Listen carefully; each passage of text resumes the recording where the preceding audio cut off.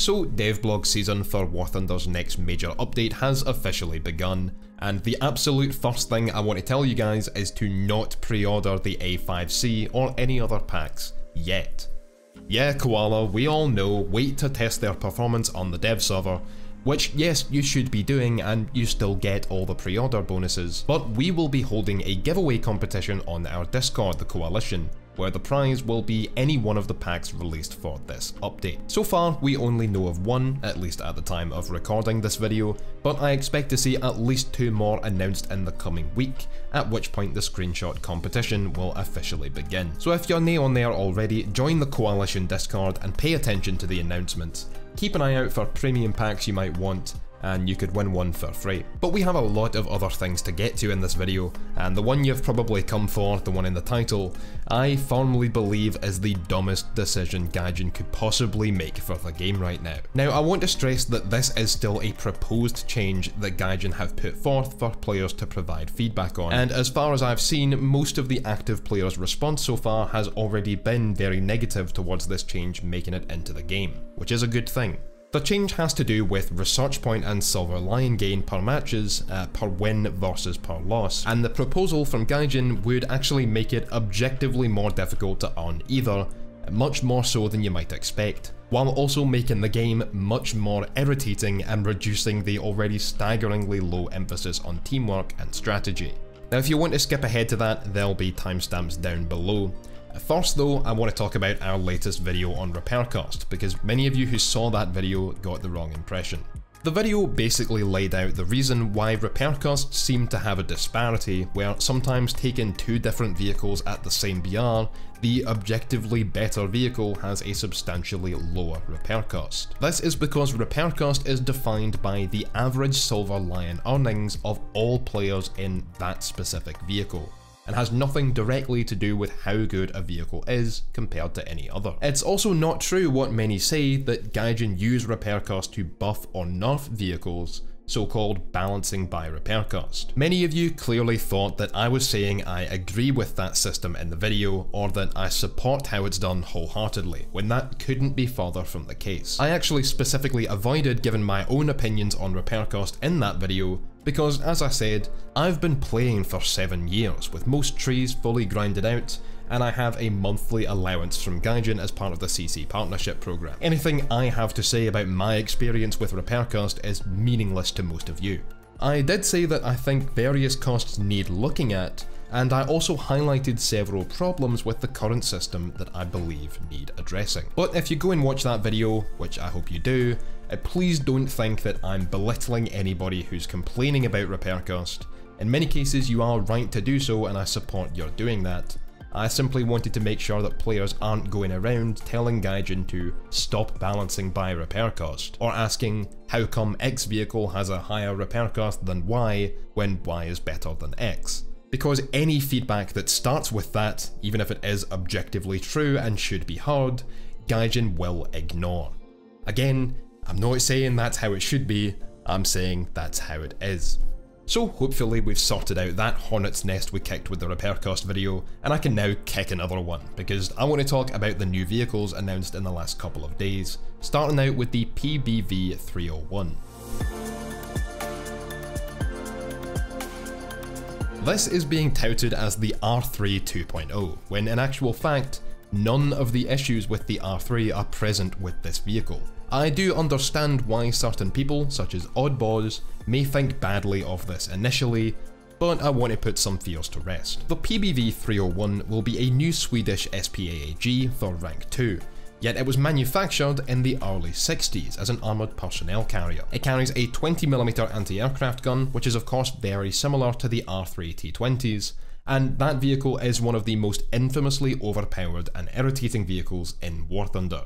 Or at least it has been in the past. Considering that these are both Cold War vehicles designed to support mechanised infantry units, playing the part of early World War II AA vehicles, people have been projecting all their disgust for the R3 onto the PBV. The thing is though, the PBV may be a 60s vehicle, but is built on the chassis of a pre-war light tank, specifically the Panzer 38, which Sweden use as the Stridsvagn M41. The gun is also from World War II, it's a 20mm that was used on the J-21 fighter. This gun will have less penetration than a 50 cal machine gun, making it far less dangerous than the gun on the R3, for example, for engaging tanks. It's a tracked light tank chassis, so it won't be nearly as fast as the R3, and no, it is not stabilised.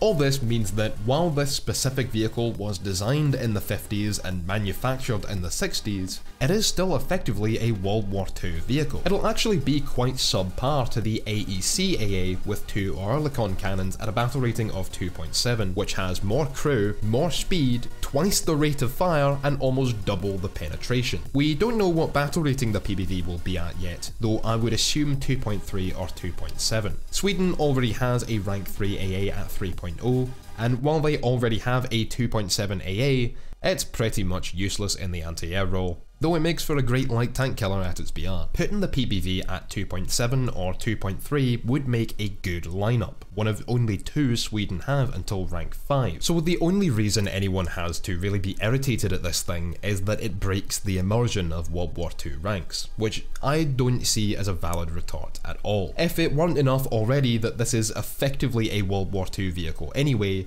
a Panzer 38 hull with a World War II 20mm aircraft gun that just happened to not be built until the 60s. This is a Swedish AA we're talking about. The Swedish tree is already rare to see much of, and SPAAGs are rarer still. Stuff like the ASU 57, AMX 13, M41 and BTR 152 are far more common, all of which are from the 50s and fight World War II vehicles primarily. Time frame has never been a significant factor for balance in realistic battles, and in response to oddballs saying that those other vehicles I mentioned at least fit better with the aesthetic of World War II, I disagree. The BTR 152 is very much a post-war design, and I think the PBV will stick out less as a sore thumb for historical inaccuracy. I do agree that this vehicle shouldn't get into World War II sim, nor should BTRs or AMX 13s, although sim isn't even really sim anymore with mixed battles and timeframes anyway. The next devblog that was announced was a joint one for the Type 99-3 and the Nanchang A5C, the first of which will be a new main battle tank for the top of the Chinese tech tree, while the latter will be a premium supersonic attack jet, very similar to the Jaguar but based on the MiG-19. This is actually an aircraft I'm very excited about, though I do hope China gets a tech tree equivalent. Either way, the A5C is an export version of the Q5 Fantan made for the Pakistani Air Force, meaning this is another nation represented in War Thunder in the form of a premium, which I love. I've actually taken it upon myself to collect foreign vehicles like the Cuban MiG-17, all the Finnish, Polish, Australian or Israeli vehicles, etc. So I love this thing flying under the Pakistani flag. It's just sort of my little hobby, but it will make for a video in the future. As a late modification of the Q5B, the A5C will come with a ballistic computer and flares, and has actually seen quite a lot of use in combat to this day, particularly by the Sudanese Air Force in the war in Darfur. The pre-order pack will actually come with a unique livery from the Sudanese Air Force, which is always great to see. It's unique, it's interesting, it's great if we want to do dogfight videos with this aircraft. And it's a bit of history given for free to those who order this pack before the update. Unfortunately, I don't believe this variant used any sort of guided weaponry, although it does use American Mark 80 series bombs, which are far better than the Chinese ones. And with a ballistic computer, those rockets are actually quite deadly. The aircraft also has some powerful air-to-air weapons in the AIM-9P Sidewinder or the R550 Magic missile, which its Chinese designation is PL7. Now this aircraft is very similar to the F5C Premium that was released last patch, a wee bit of coincidence there. It'll have similar performance, similar top speed, flares, chaff, a decent air-to-ground armament. Of course, this is more of a light attack aircraft. But unlike the F5, which only has AIM-9Es, the premium variant that is, this thing will be deadly when it comes to air-to-air. Given that jets are where the Chinese tree can really get interesting, I honestly think this might be the best bang for your buck top-end premium, and should be at least 10.3. As for the new variant of the Type 99, this is not the Type 99A with the new generation ERA. This tank is basically identical to our current Type 99, and was actually leaked several weeks ago. I covered it in a video. This will basically be the equivalent to Japan's Type 90B or France's Leclerc S2. It's a practically identical tank, minimal upgrades in armor, so it is better but only very slightly, and it gives you something else to put in your lineup. Still hoping for the Type 99A 11.3 though, along with the M1A2 SEP, which we know is coming in the future, maybe this patch, the Type 10 for Japan that's long overdue, Leclerc Series 21 for France, the Leopard 2A6 can move up, and the T90M to round us off.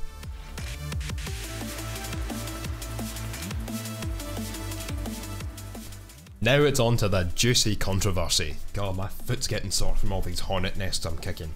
Gaijin released a series of planned economy changes, which are mostly very good. A lot of aircraft are going down in RP cost now that rank 7 has been added, which has long been anticipated and will hopefully get more people into top tier air combat. I will put a link in the description to the change list, and I suggest if you want to save yourself some pain, take a look at the jets that are going down and only research up to that new amount. You'll get them automatically when the changes go live. All up, most nations can knock a good million RP off of the total cost of high rank aircraft, as well as a solid $250,000 from ground vehicles, which is great to see. Aircraft were more in need of it anyway since the new rank, and many more aircraft have been added since the last time they got a reduction. Some aircraft are also being folded, such as the B-17Es, Sky Raiders, Yak-9s, Mystère 2s, and Su-85s, and interestingly enough, the MiG-21 SMT and MiG-21 BIS are suggested to be grouped, which I actually don't agree with. So if you don't know, the MiG-21 SMT was actually quite a minor model of the Fishbed family. It wasn't well liked by its pilots,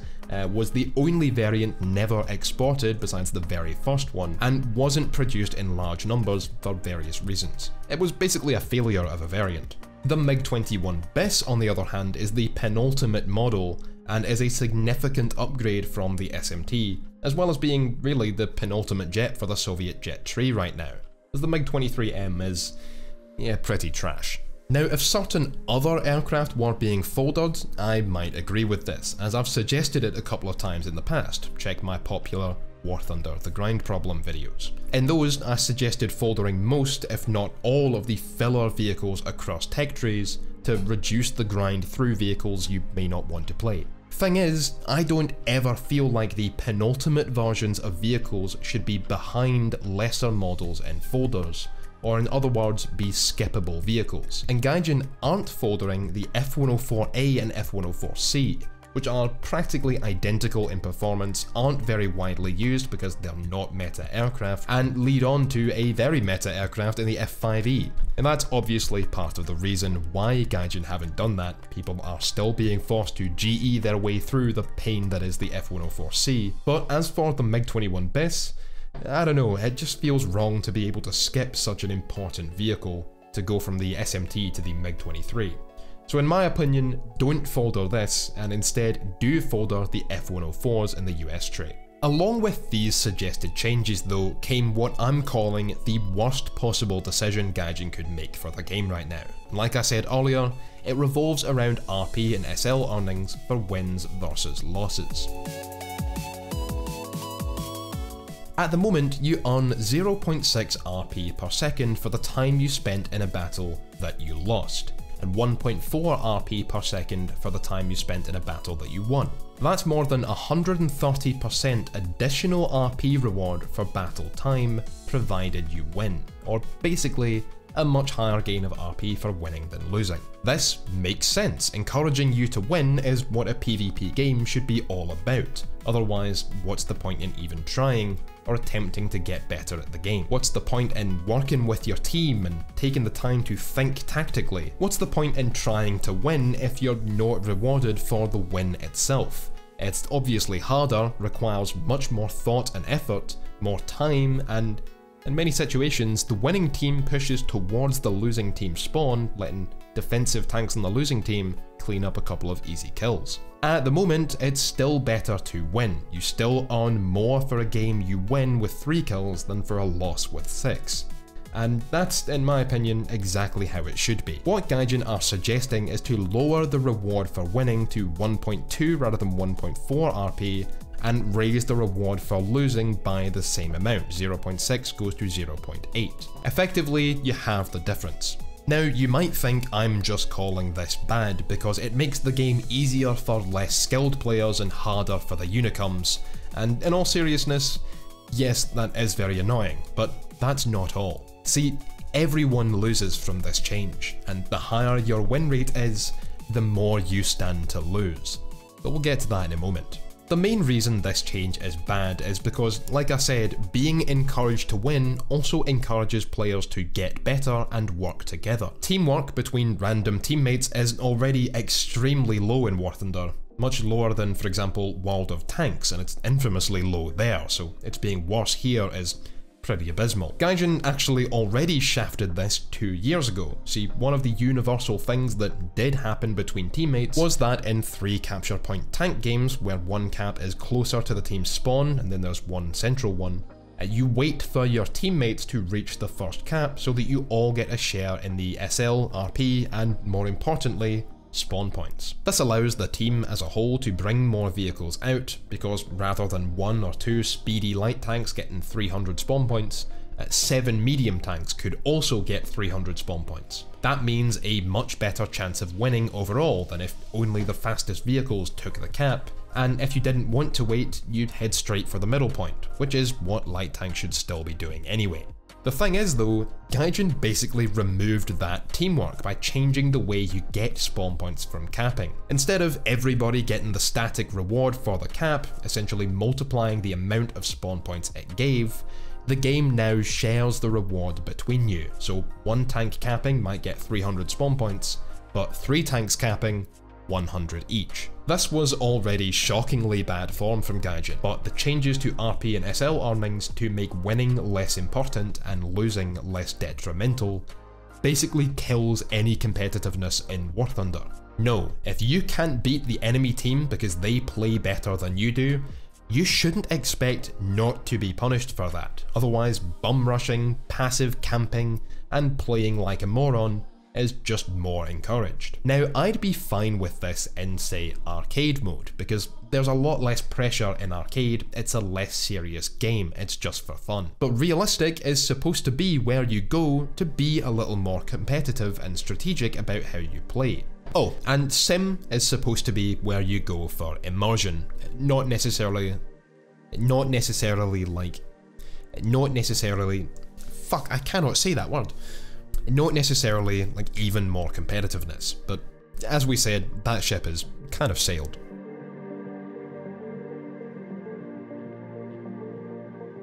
Now, this change is already bad for everyone, because funnily enough, the average win rate for active players is above 50%. Well, how does that work, Koala? Surely if you take all active players in the game, it should be exactly 50%, right? Half win and half lose. Mathematically, this does appear to make sense. Well, this is the funny paradox of online games like this. That's actually not true. In fact, the average win rate is somewhere between 51 and 54%, which may not sound like a big difference, but when you realise that there are roughly 100,000 War Thunder matches played every day, or over 36 million matches played per year, that 1 to 4% is huge. What's more, average Joes typically aren't watching YouTube videos and keeping up with the news about the game, so if you're watching this video, most of you guys probably have win rates exceeding 55%. Mine's at around 67 if I remember correctly. That means you guys stand to lose at least 10% of your total RP and SL gained per match on average with this change. Or even if your win rate is 51%, you stand to lose some. Basically, you're getting screwed over. Whether you're a unicum or just an average Joe, you're still losing. And Gaijin seem to have done everything possible to make this change and its actual effect on you as complicated as possible to work out. They make it look in the dev blog like everything should even out. And unfortunately, many players will go along with that. You might reason that, well, if I get on a shit team and the result isn't under my control, I don't lose as much. But those factors all average out. Yes, even if you play on German teams, sometimes it's the enemy that are the more brain dead. Shocking, I know. But even if you are in that camp, oh well, now when I get on teams where I can't possibly carry them hard enough, you're still losing out here. See, the thing is, having only half the current difference in earnings for a win versus a loss also just encourages single spawn games, which is one of the most annoying parts of War Thunder Ground Forces. People who leave matches after one spawn are almost universally hated, that's why crew lock exists, and if it only affected those people, it would be a good mechanic. Abandoning your team because you can't be bothered respawning just takes away spawn points from the team as a whole, takes away player numbers, screwing over everyone left while I try and combat superior enemy team, and gives you less chance of winning, which before this change means a significant drop in earnings, and already in most players' opinions, the ones who aren't leaving after single spawns that is, not enough. So even though you could just ditch the team and go get into another game, you should be encouraged to stay in the match and see it through, trying your best to beat the enemy team, that way you earn more. With this change, however, there's not really any point. It will actually be a detriment to you, to your earnings per time, to even try. It practically doesn't matter whether you win or lose anymore, and the easiest kills to get are the first ones, because half the enemy players leave after those first deaths anyway and there are fewer kills around. You also have to drive back to the battle after dying to then have less targets to shoot at, but still, it works out to be more worthwhile staying in and doing more in that game with a third, fourth or even fifth spawn. Anything beyond 5 is kind of a diminishing return. That's a balance we've already had to fight tooth and nail to get out of Gaijin. It's still a big issue that so many players leave after one spawn, and now they're reverting it to a point where you're encouraged to? See, you have to strike a balance where the risk of maybe no matter how hard I try and how many times I respawn, we will still lose this game, is worth it for the reward if you manage to pull out a win. More than, fuck it, maybe the next game will be an easy win, so screw this match. It should never be more cost effective to play badly and be a detriment to your team, but with this change, it will be. Drive into the battle, get a couple of easy initial kills when the match isn't really decided yet, and when you die, fuck it, leave and do it again. And I'm being open about this, about how this will be a more lucrative strategy, because you should know that it is, but it shouldn't be this way. I know a lot of people watching this video will accuse me of encouraging it myself simply by drawing attention to it and saying that it is more lucrative to do, but being open about this is the only way to kind of highlight how absurd it is and hopefully make sure it doesn't become a thing. Side note from Future Koala here, by the time of uploading this video, or at least finishing the editing, I think it's already happened, correct me if I'm wrong. So now it's a case of, please Gaijin, let's revert it, and this will be put to a vote for the community soon.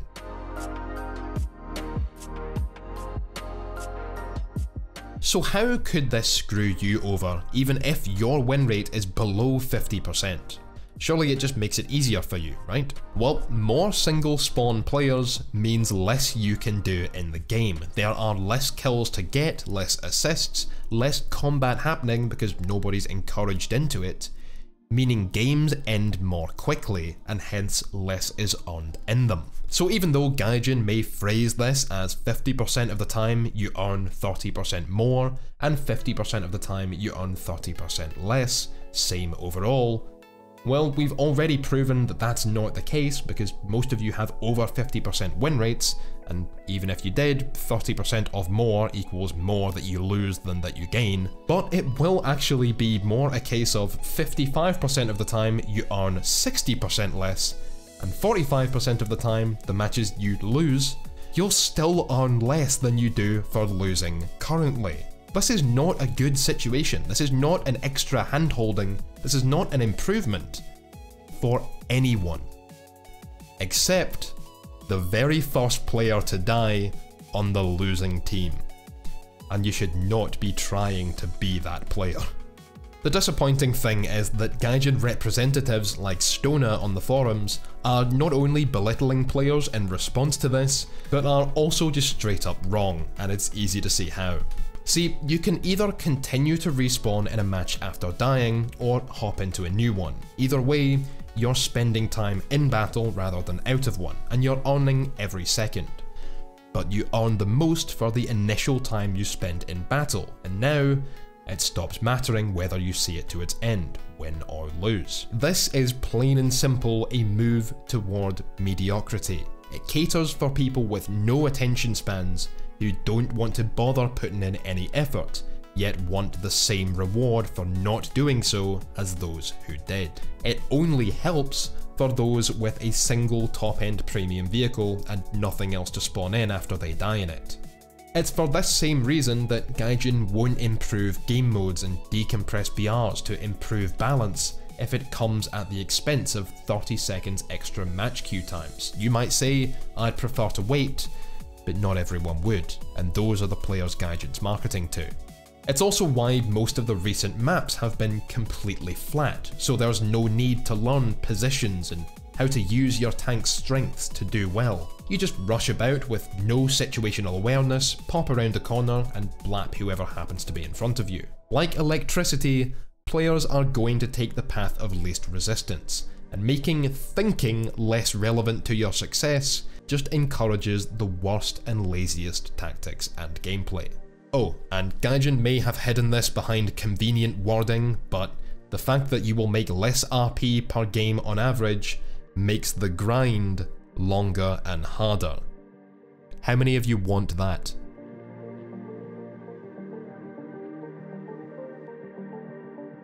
But there are issues with the current system, many of which already come down to the average player not being skillful enough.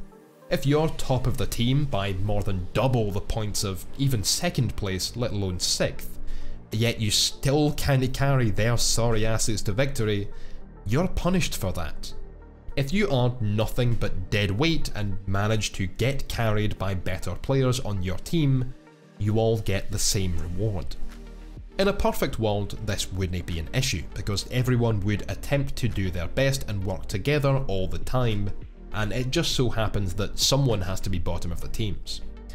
This isn't a perfect world though, and not everyone is bothering to support their fellow teammates. So I propose the following.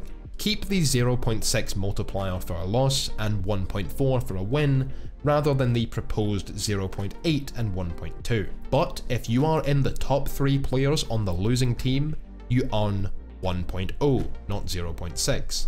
And if you are in the bottom 3 players on the winning team, you earn 1.0.